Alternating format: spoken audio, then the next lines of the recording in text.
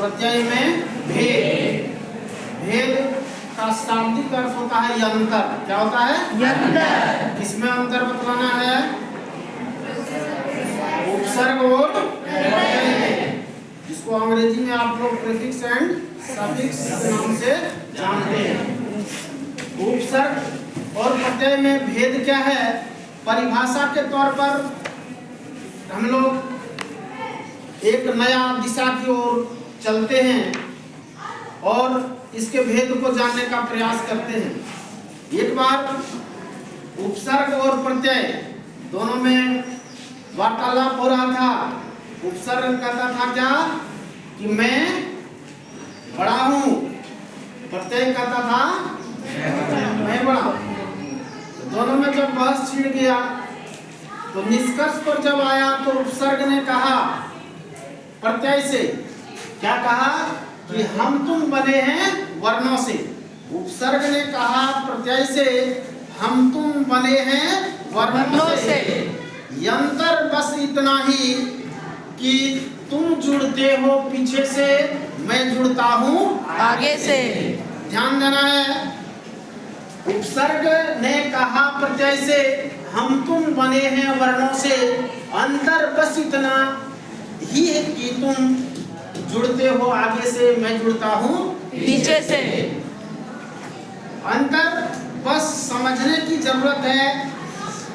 उपसर्ग शब्द के पहले जुड़ता है और प्रत्यय बाद में जुड़ता है, और दोनों ही शब्दों के अर्थों में बदलाव लाने का काम करता है।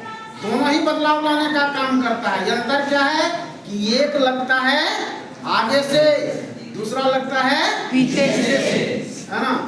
तो शब्दों के साथ दोनों ही जुड़ने का काम करता है।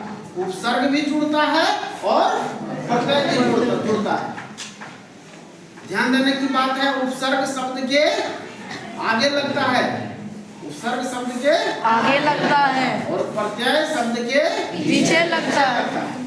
अब है क्या, जैसे शब्द हम लोग लिखते हैं गाड़ीवान, क्या लिखते हैं? गाड़ीवान। गाड़ीवान शब्द लिखते हैं, वान क्या है? प्रत्यय है। वान क्या है? प्रत्यय है। लड़ाकू में आकू प्रत्यय है। लड़जोड़ आकू, आकू मीन्स लड़ाकू, आकू प्रहार करने वाला, वो क्या है? प्रत्यय है। वैसे ही प्रवर में लिखते हैं, प्र क्या है? उपसर्ग है। प्र अव्यय है। क्या है? अव्यय। किसी भी शब्द के पहले जब अव्यय आकर के जुड़ जाता है तो वह उपसर्ग कहलाता है। क्या कहलाता है? उपसर्ग। और उपसर्ग शब्दों में नया बदलाव लाता है। अर्थात हम यूं कह सकते हैं कि किसी भी धातु या शब्द के पश्चात जुड़ने वाले शब्दांशों को प्रत्यय कहते हैं। क्या कहते हैं? प्रत्यय। किसी भी धातु या शब्द के पश्चात, पश्चात मीन्स बाद में, पश्चात मीन्स ये गाड़ी के बाद में जुड़ा हुआ है वाहन, गाड़ी के बाद में जुड़ा हुआ है वाहन, इसलिए वाहन क्या है? प्रत्यय है, क्योंकि शब्द के पश्चात जुड़ा है। पश्चात मीन्स बाद में जुड़ा है। सब किसमें जुड़ा है? बाद में जुड़ा है। लड़ाकू में आकू बाद में जुड़ा है, इसलिए आकू प्रत्यय है। जबकि किसी मूल शब्द के आरंभ में उसके अर्थ में बदलाव लाने के लिए जिस अव्यय शब्द को जोड़ा जाता है उसे उपसर्ग कहते हैं। उसे उपसर्ग कहते हैं। अर्थात सर्ग का अर्थ होता है रचना या निर्माण करना।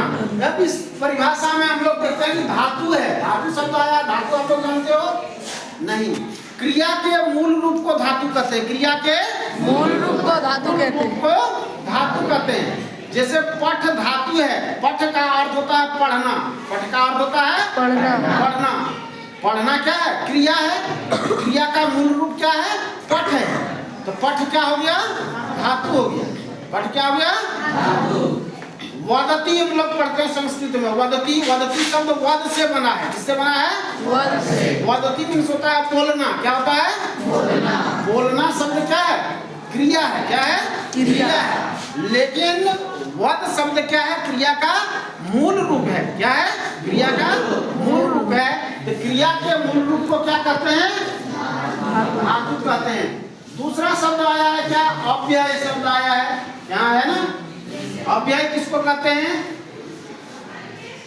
जिसका लिंग वचन और कारक के कारण जिस शब्द में बदलाव नहीं आए उसको क्या कहते हैं? अव्यय कहते हैं। अव्यय मीन्स बदलाव नहीं होने वाला, जो निरंतर पूर्ववत रहता है, उसमें कोई परिवर्तन नहीं होता है, उसको अव्यय कहते हैं। सर, गोलू को सेमेस्टर मिला है। कोई दिक्कत आप लोगों को है?